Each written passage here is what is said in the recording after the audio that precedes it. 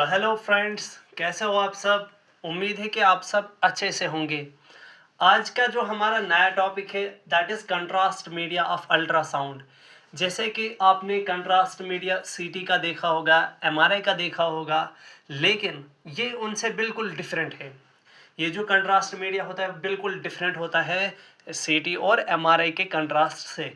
अब यहाँ पे कंट्रास्ट मीडिया होता क्या है, जैसे कि कंट्रास्ट मीडिया एक ऐसा सबस्टेंस है जो क्या करता है, विजुअलाइजेशन ऑफ स्ट्रक्चर्स जो है इंक्रीज करता है। लेकिन वहाँ जो सीटी और एमआरआई जो काम करते थे ये उतना एफिशिएंट नहीं है, ये उतना काम अच्छा नहीं करता है, लेकिन इसके अपने अपने अपने जो है कुछ एडवांटेजेस है। वही सारी चीज़ें जो है हम आज एक्सप्लेन करेंगे इसमें कि यहाँ पे क्या होता है। सबसे पहले जो है आपने देखा होगा अल्ट्रासाउंड हमारा क्या है, नॉन आयोनाइजिंग, मीन्स कि यहाँ पे कुछ भी खतरा नहीं होता है। प्रेग्नेंट लेडी यहाँ पे किसी भी स्टेज में जो है ये स्कैन करवा सकती है।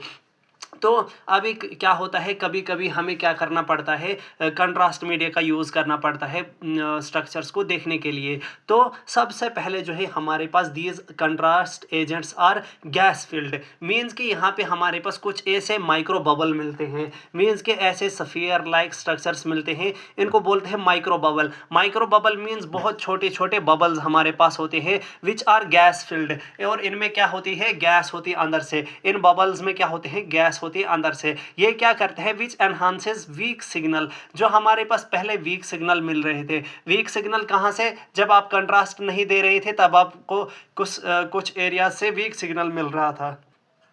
अब जो है उन सिग्नल से आपको क्या करना है, ब्राइटर सिग्नल लेना है। तो ब्राइटर सिग्नल के लिए हम कंट्रास्ट का यूज़ करते हैं। ये क्या करता है, उन वीक सिग्नल को एनहांस करता है, ब्राइट करता है, या उनको इकोज भी बोलते हैं फ्रॉम द जो हमारे पास ब्लड होते हैं। जो हमारे पास ब्लड वगैरह में क्या करता है, ब्लड से ये क्या करता है, अपना जो ये हमारे पास सिग्नल है वो ब्राइट देता है। अब यहाँ पे आते हैं कंपोजिशन पे। ये कंपोजिशन जो है क्या है, कंपोजिशन हो गया बनावट, मीन्स ये किस चीज़ से बना हुआ है। जैसे कि मैंने बोला कि इसमें क्या है, माइक्रो बबल्स और गैस है। तो यहाँ पे एक तो होती है गैस और दूसरी होती है दूसरा होता है इसमें शेल।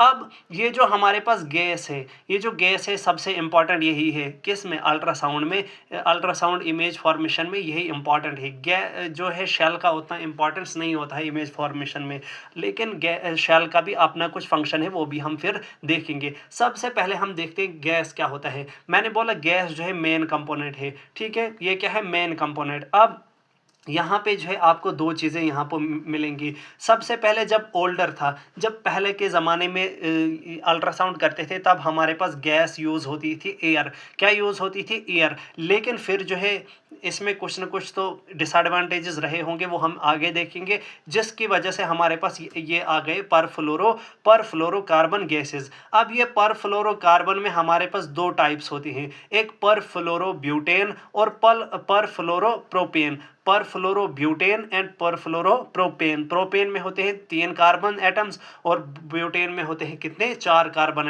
एटम्स। अब यहाँ पे जो है एक और चीज़ भी हमारे पास गैस में हो सकती है, दैट इज सल्फर हेक्साफ्लोराइड। क्या, sulphur hexafluoride, SF6। S mean sulphur, F mean fluoro और 6 मीन्स हेक्सा। तो सल्फर हेक्साफ्लोराइड। फिर अब ये क्या करते हैं, ये गैस ये डिटरमाइन करते हैं इकोजेनिसिटी को। अब आपका क्वेश्चन है यहाँ पे, इकोजेनिसिटी क्या है। इकोजेनिसिटी हो गया जब आपको क्या है, जो इकोज आपकी हैं उनको आप एनहांस करते हो, मीन्स कि यहाँ पे क्या करता है, ये एनहांसमेंट ऑफ इकोज को क्या करता है, डिटरमाइन करता है, मीन्स कंट्रोल करता है। और ये जो गैस होती है ये डिज़ोल्व होती है ब्लड में। क्या होती है, ये ब्लड में डिज़ोल्व होती है। अब दूसरा हमारे पास मेन जो है इसका जो है दूसरा पार्ट है, दैट इज शेल। अब ये शेल क्या है, इसका क्या फंक्शन है, शेल जो है ये काम करता है कोटिंग का। क्या करता है, कोटिंग का और कवरिंग का काम करता है। ये प्रोटेक्ट करता है किसको, इस गैस को। अब ये क्या करता है, स्टेबलाइज करता है, स्टेबल रखता है गैस को और प्रोटेक्ट करता है गैस बबल्स को। अब क्या होता है कि जब ये हमारे पास ये शेल किसका बना होता है, एक तो लिपिड का, लिपिड्स जो होते हैं फॉस्फोलिपिड्स हमारे पास, प्रोटीन्स में हमारे पास आप एग्जांपल याद रखोगे ह्यूमन एल्ब्यूमिन। ये आपको डायरेक्ट पूछा भी गया है बहुत एग्जाम्स में कि जो प्रोटीन होता है, प्रोटीन में से कौन सा प्रोटीन यूज़ होता है, ह्यूमन एल्ब्यूमिन हमारे पास यूज़ होता है शेल बनाने के लिए, और होते हैं पॉलीमर्स। क्या होते हैं? पॉलीमर्स। अब जो है साइज़ पे हम देखते हैं, जो साइज़ है, साइज़ में क्या क्या आएगा। सबसे पहले आपको याद रखना है साइज़ जो इसका होता है दैट इज़ 1 to 10 माइक्रोमीटर। कितना? 1 to 10 माइक्रोमीटर इसका साइज़ होता है। अब इसकी जो साइज़ होती है, या तो ये इक्वल टू होगा आरबीसी के साइज़ के, या आरबीसी के साइज़ से छोटा होगा। क्या होगा? या तो आरबीसी के साइज़ के बराबर या उससे छोटा होगा। अब आपको याद रखना है, ये भी आपको एग्ज़ाम में बहुत बार पूछा गया कि जो हमारे पास जो अल्ट्रासाउंड में कंट्रास्ट मीडिया होते हैं, क्या वो टिश्यूज़ में चले जाते हैं? क्या वो क्रॉस करते हैं कैपिलरीज़ को? नहीं। हमारे जो ये कंट्रास्ट होते हैं, it do not cross the capillary wall. Capillary wall हो गए जो ब्लड वेसल्स की वॉल होती है, इसीलिए इनको बोलते हैं इंट्रावेस्कुलर एजेंट्स। मीन्स कि ये कंट्रास्ट सिर्फ और सिर्फ कहाँ पे रहेंगे? वेसल्स में। तो आपको यहाँ पे आइडिया लगा होगा कि जो भी वेसल के रिलेटेड जहाँ पे भी आपको वेसल्स दिखी, वहीं पे इसका जो है यूज़ होगा। टिश्यूज़ वगैरह के लिए इसका यूज़ नहीं होगा। ठीक है।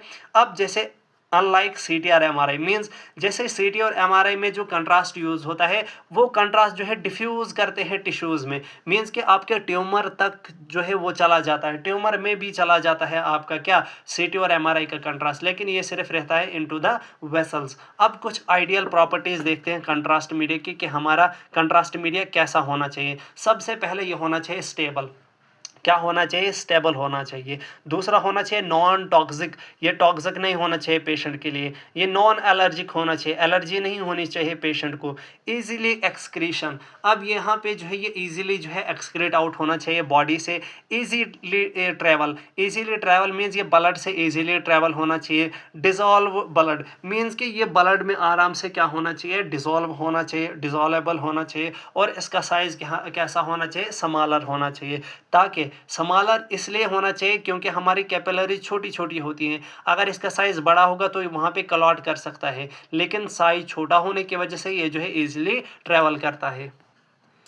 अब यहाँ पे हम देखते हैं फर्स्ट जनरेशन और सेकंड जनरेशन जो है कंट्रास्ट मीडिया, वो क्या था। फर्स्ट जनरेशन में जब हमारा कंट्रास्ट मीडिया, जैसे मैंने बोला था कि पहले जो गैस यूज़ होती थी वो एयर यूज़ होती थी, तो इस वाली जनरेशन में हमारा एयर यूज़ होता था, और ये अनस्टेबल गैस थी। क्या थी? Unstable gas. इसका सबसे बड़ा डिसएडवांटेज जो था, उसी की वजह से इसको रिजेक्ट किया गया, that is short duration and poor stability. जैसे मैंने बोला ये अनस्टेबल है, एक तो पुअर स्टेबिलिटी है और शॉर्ट ड्यूरेशन। शॉर्ट ड्यूरेशन के लिए मीन्स कि जब आप कंट्रास्ट इंजेक्ट करते थे तो ये बहुत कम टाइम तक ही रहता था, इसका असर कम टाइम तक रहता था, इसलिए इसको फिर रिजेक्ट किया गया है। इसकी एग्जांपल आप याद रखोगे लेवोविस्ट। क्या याद रखोगे? लेवोविस्ट। और ये इंपॉर्टेंट है इसके लिए कि क्यों इसको रिजेक्ट किया गया है, क्योंकि शॉर्ट ड्यूरेशन तक ही इसका जो है इफेक्टिवनेस रहता था। दूसरा आता है सेकंड जनरेशन। सेकंड जनरेशन में हमने गैसेस को ही चेंज किया। क्या किया? गैसेस को चेंज किया, और गैसेस में हमने हैवी गैस को लिया, जैसे परफ्लोरोकार्बन।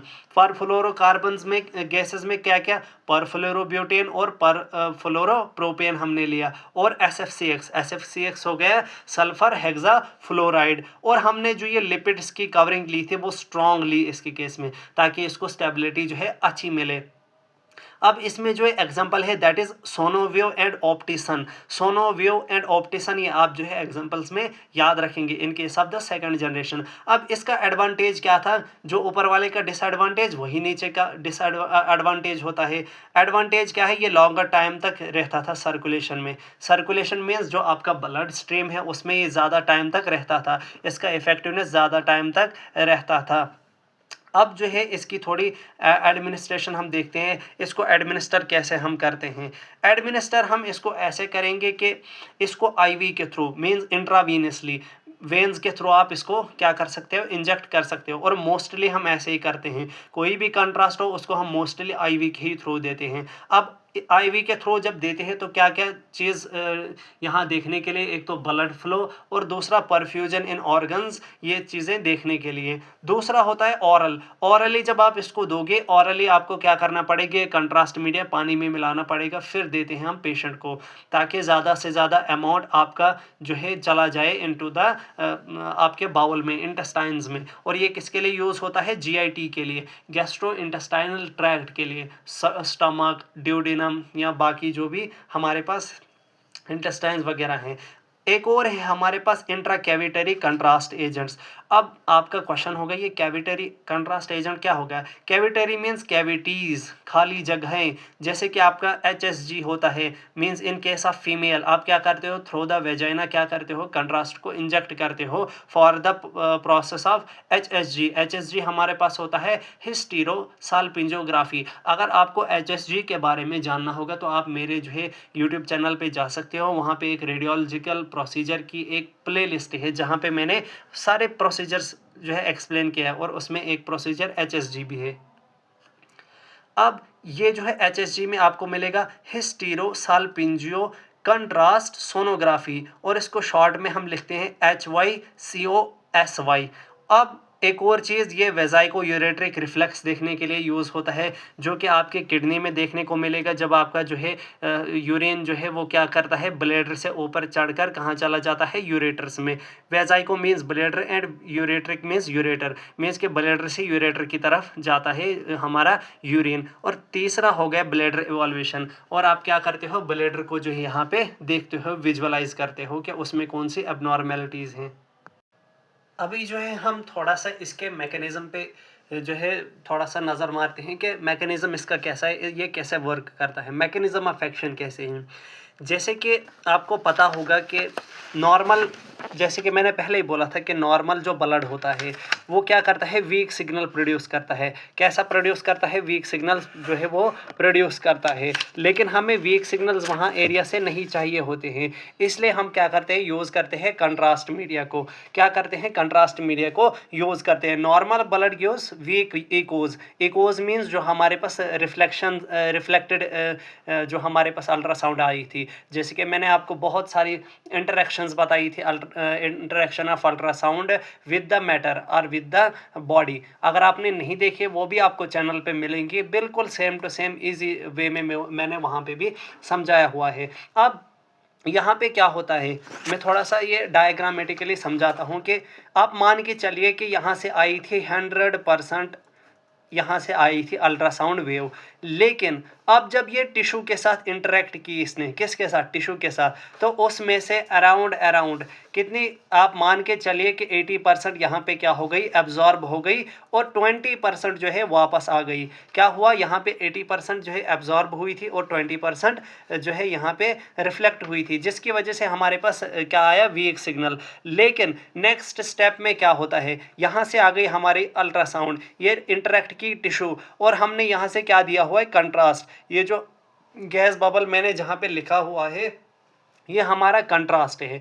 अब जब ये कंट्रास्ट के साथ, इस कंट्रास्ट बबल के साथ क्या करेगा, इंटरेक्ट करेगा, तो ये बबल्स क्या करते हैं, वाइब्रेट करते हैं। ये क्या करते हैं, वाइब्रेट करते हैं। ये क्या करेंगे, वाइब्रेट करेंगे। और ड्यू टू द वाइब्रेशन, अब ये जो वाइब्रेशन करते हैं ये रिफ्लेक्ट करते हैं इनको। ये क्या करेंगे, ये इन अल्ट्रासाउंड वेव्स को क्या करेंगे, रिफ्लेक्ट करेंगे बैक, और बहुत ही स्ट्रांगली इसको क्या करेंगे, वापस भेजेंगे, और हमारे पास स्ट्रॉन्ग सिग्नल मिलेगा। यहाँ पे भी एब्जॉर्ब होगा, मान के चले यहाँ पे 80% आपका जो है वापस आएगा, 20% एब्जॉर्ब होगा। मीन्स के यहाँ पे आपका सिग्नल क्या होगा, स्ट्रॉन्गर होगा due to the gas bubble. Gas bubble में क्या होती है, वाइब्रेशंस होती है, and due to the vibrations when the ultrasound interact with the gas bubbles, these gas bubbles vibrate, and due to the vibration they emits the strong signal. They reflect the ultrasound strongly back and emit the stronger signal, and we get an brighter image। और इसमें भी यही मैंने बोला कि ultrasound क्या होता है, कंट्रास्ट मीडिया के साथ इंटरेक्ट करेगा, जो ही स्ट्राइक करेगा इस कंट्रास्ट मीडिया बबल पे, तो वहाँ से हमें स्ट्रॉन्ग सिग्नल मिलेगा।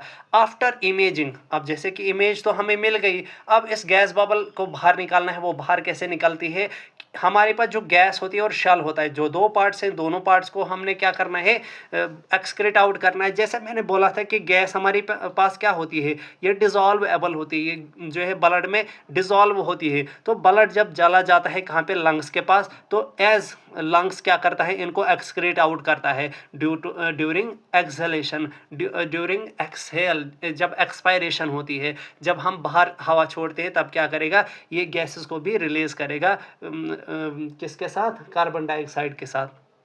अब दूसरा हो गया शेल। अब ये शेल जो है इसकी जो है होती है ब्रेक डाउन। क्या होती है? Break down. जो प्रोटीन है, लिपिड्स है, पॉलीमर्स है, उनकी होती है ब्रेक डाउन।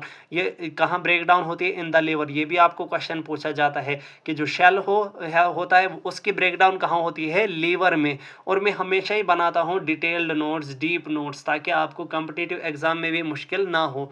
तो यहाँ पे क्या होता है? ये ब्रेक डाउन कहाँ होती है? लीवर में। अब लीवर क्या करेगा? फिर इसको नेचुरली रिमूव करेगा। क्या करता है? फिर नेचुरली इसको रिमूव करता है वहां से भी। इसके बाद जो है एडवांटेजेस इसके बहुत सारे हैं। एडवांटेजेस क्या है? इससे रिएक्शंस नहीं होती हैं, बहुत ही कम, बहुत ही माइनर रिएक्शंस होती हैं। मीन्स के आप मान के चलिए कि 100 में से 1% चांस है कि आपको रिएक्शन होंगी। और रिएक्शन भी क्या होंगी? थोड़ा सा हेडेक, आपको थोड़ा सा सर दर्द जैसा आपको लगेगा, बस थोड़ा सा। वही, ऐसा नहीं कि बाकियों की तरह जहाँ डेथ भी होती है, सीटी कंट्रास्ट जो होता है वहाँ डेथ भी होती है पेशेंट की, लेकिन ऐसा अल्ट्रासाउंड में ऐसा कुछ भी नहीं होता है। यहाँ पे क्या होता है? थोड़े माइनर माइनर रिएक्शंस, थोड़ा थोड़ा दर्द करता है, बस उतना ही यहाँ पे क्या है? रिएक्शन। अब इसका लेकिन सबसे बड़ा जो है डिसएडवांटेज जो है वो क्या है? इसको हम ज़्यादा टाइम तक नहीं रख सकते। मीन्स के जो सर्कुलेशन है उसमें इसको ज़्यादा टाइम तक नहीं रख सकते। जैसे हमारे पास कंट्रास्ट था, सीटी का, एमआरआई का, वो तो बहुत टाइम तक रहते थे। लेकिन जो ये वाला कंट्रास्ट है ये जो है ख़त्म हो जाता है कम टाइम में। अब जब इसका एक और डिसएडवांटेज है, बिग डिसएडवांटेज, जब ये माइक्रो बबल्स जो है वाइब्रेट करते हैं। मैंने बोला था ये वाइब्रेट करेंगे। अब जब कोई भी चीज़ वाइब्रेट करता है, जब वो घूमता है, या इसकी वजह से क्या होती है? फ्रिक्शन होती है। किसके अंदर से जब फ्रिक्शन होती है? ब्लड के साथ। किसकी? इन माइक्रो बबल्स जो है इंटरेक्ट करेंगे किन के साथ?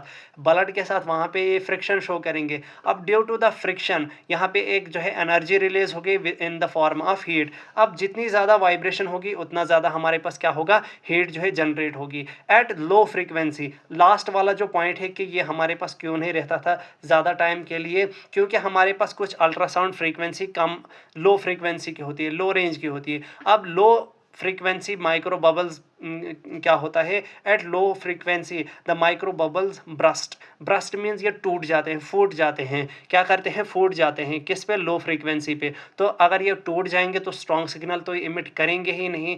तो इसीलिए क्या होता है? हाई फ्रीक्वेंसी जो है इनको तोड़ नहीं पाती है। और ये भी आपको कभी कभी कंफ्यूजिंग हो जाता है जो एग्ज़ाम में, के हो सकता है हाई एनर्जी से तो टूटता है चीज़, लो एनर्जी से कहाँ टूटेगा? लेकिन यहाँ पे उल्टा है। यहाँ पे क्या है? लो फ्रीक्वेंसी जो है इसको तोड़ता है, इस बबल को जो है ब्रस्ट करवाता है। वो क्या करता है?